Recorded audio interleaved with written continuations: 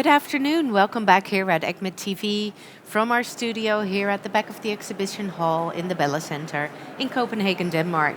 I'm very happy to introduce my next guest, who is also a keynote speaker during this ECCMID. It's Professor Gagandeep Kang from Vellore, India, who is a physician and a scientist working on vaccines, public health, and much more. But I'm hoping she's going to tell us a little bit more about all of her activities. A warm welcome to you, Professor Kang. Welcome here in our TV studio. So we met already yesterday when we asked you for a comment on the Global Leaders Group meeting with the collab meeting with ESCCMID on AMR. So that was really interesting. But today we're going to focus a little bit more on your own specific topics of research, and also what you're going to zoom into on your keynote lecture, which will be on Monday, the 17th of April, from 11 to 12 in Hall A. So that's just a little bit of important information for our viewers who will probably get inspired by you today and will want to come and see that lecture. So that lecture will be focusing on the mitigation of rotavirus, current and future. I think it's a triggering title already. Would you care to share a little bit with us already? What is the current status of mitigation of rotavirus, and what do we really need to work towards to? I think if we think about rotavirus vaccines, they are a distinct public health success story.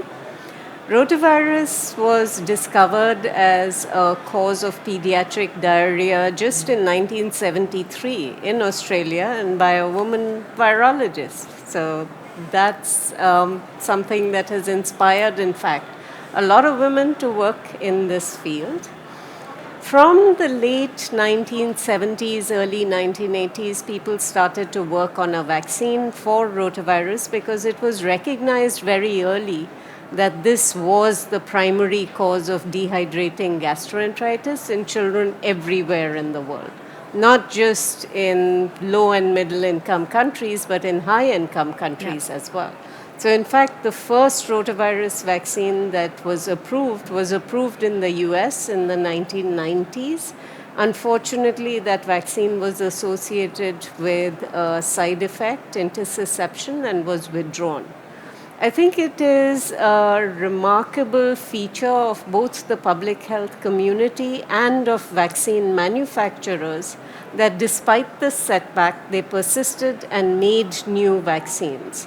In 2006, we had 2 new vaccines licensed, made by GSK and Merck. Unfortunately, they were a little too expensive for Did they have poor a very countries different to mode do. of action then? They actually worked the same way, but they were safer.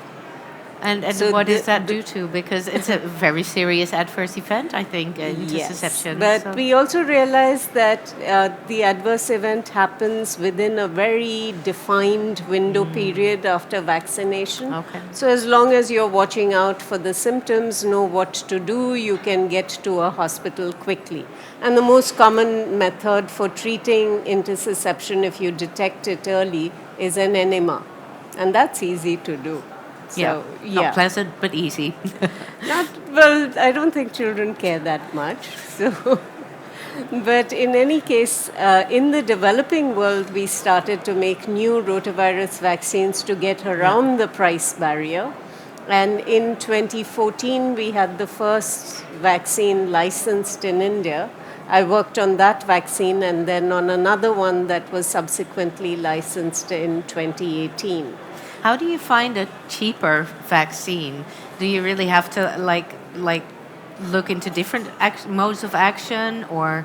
It's not about different modes of action. It's about the production technologies and where these vaccines are made.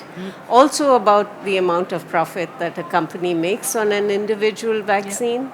And in India, which supplies about 60% of the vaccines that UNICEF buys in some years, we've been very good at cutting costs while maintaining an internationally competitive product that has the quality and safety attributes that we need for vaccination programs.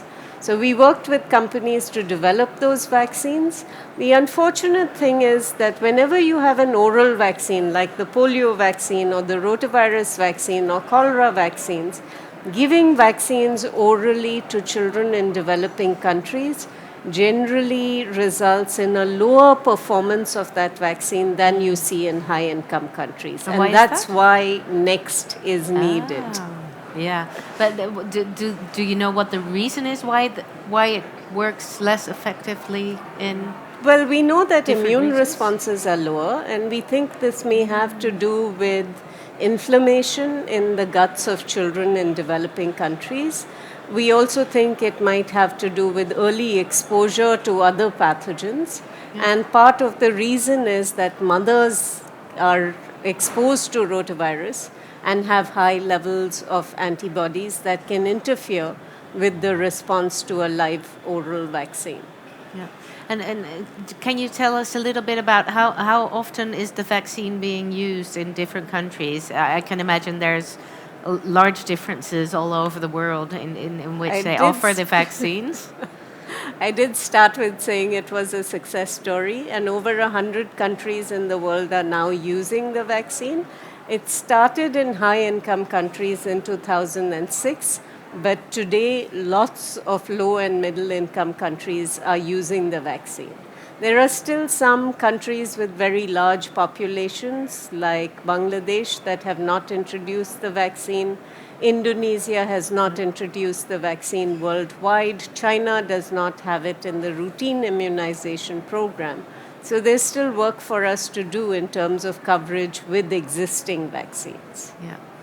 Yeah, because I also understood that you've, in India at least, have also really contributed to all the surveillance networks for enteric infections, right? For typhoid, I think, and for rotavirus?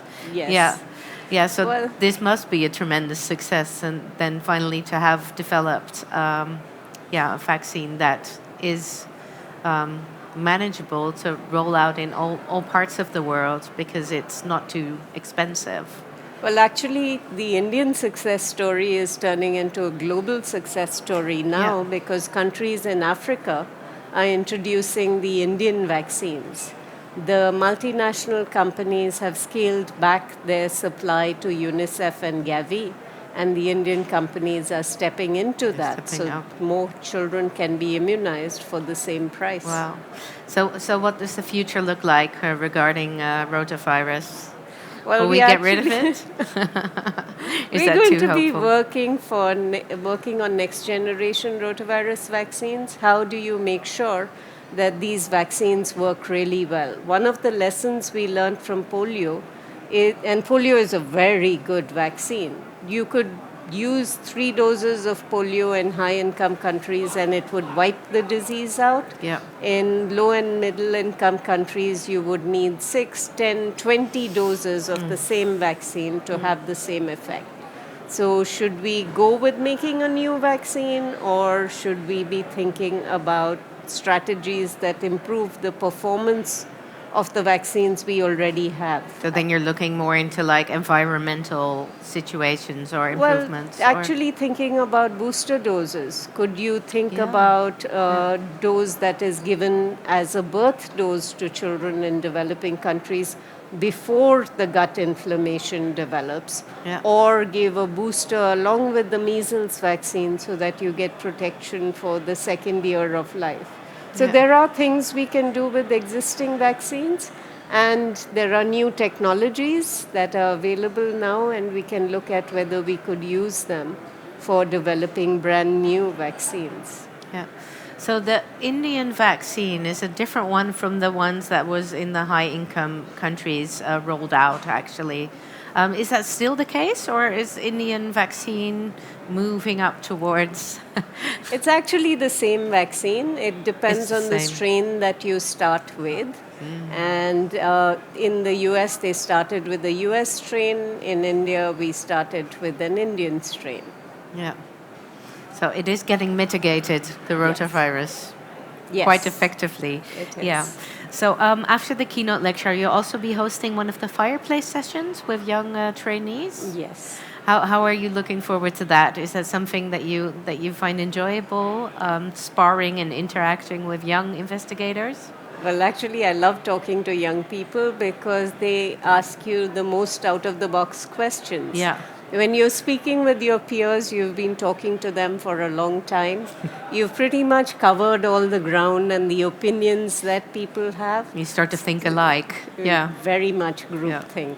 Yeah. But when you have new people come in and talk to you about their points of view or ask you questions, it actually sparks off a direction that might be entirely new. Yeah. And we could do things with possibly together. Wonderful, wonderful. Well, thank you so much for giving us a little insight in the keynote lecture that we can still expect from you. Thank you so much for coming here and taking the time and effort. The keynote lecture from Professor Kang will be held on Monday, the 17th, from 11 to 12 in Hall A, in the big hall. So please don't miss out on that. The fireplace session is, I think, already pre-booked, but the keynote lecture is still open to attend. So make sure you attend, or otherwise look at it on demand afterwards, which is one of the great advantages of giving a congress in a hybrid manner such as this year. We will be back next hour with another interview, the final one for today. But no worries, we will be back again also tomorrow morning from 9 a.m. sharp on the hour, every hour, as you can, you're used to already. This is what we do. So we hope to see you again in 1 hour. Thank you for watching.